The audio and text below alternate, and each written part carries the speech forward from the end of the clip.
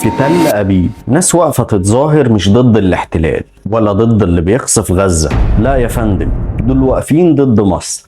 والكارثة ان اللي حاطط السيناريو ده مش غريب علينا. من كام يوم طلع كيان اسمه اتحاد أئمة المساجد في الداخل الفلسطيني، اسمه يبان انه ديني وإنساني شوية، لكن الحقيقة غير كده تماما. الكيان ده ليه ارتباط مباشر بجماعة الإخوان وبيشتغل كواجهة تنظيمية لتفكيك الوعي العربي وبالذات مصر. الكيان ده قدم طلب رسمي لسلطات الاحتلال بعمل مظاهرة ضد مصر، مش ضد إسرائيل اللي بتقصف أطفال غزة، ولا ضد أمريكا اللي بتديها سلاح والدعم الكامل، لكن ضد مصر، علشان على حسب كلامهم إننا قافلين معبر رفح. واللي حصل إن السلطات وافقت والمظاهرة اتنفذت فعلا في قلب تل أبيب. بس خد بالك، مفيش علم فلسطيني واحد اترفع، لكن علم إسرائيل مرفوع بكل فخر، وكأن اللي بيتظاهر جاي يشكر الاحتلال ويهاجم مصر في نفس الوقت. ازاي كيان بيقول انه بيمثل الفلسطينيين يتظاهر عند الاحتلال ضد مصر مش ضده؟ واسأل نفسك، هو مين المستفيد؟